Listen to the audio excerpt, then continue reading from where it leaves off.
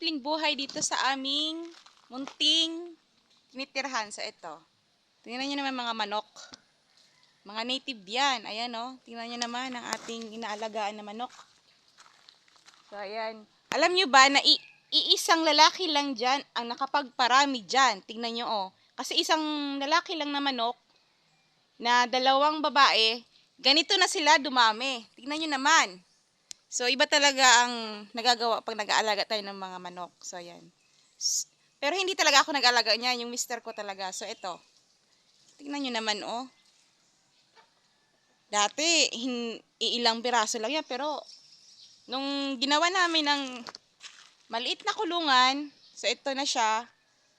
So, makikita mo talaga, pag nilagyan mo siya ng sariling kulungan niya, makikita mo rin kung paano sila dadami. So, ayan, oh.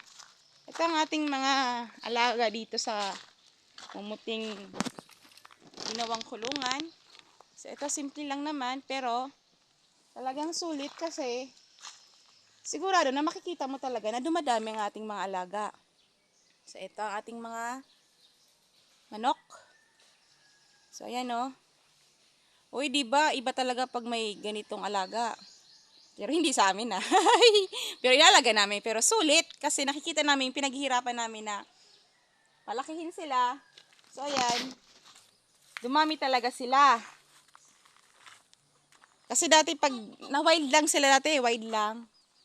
Iilan na lang natira. So, yung kinulong ng dalawa, isa lang lalaki dyan, dalawang babae. So, ganito nakarami sila. Tingnan nyo, oh. Oh, dapat talaga meron silang sariling bakuran. O, ayan, oh. Kasi makikita mo talaga kung paano sila dadami.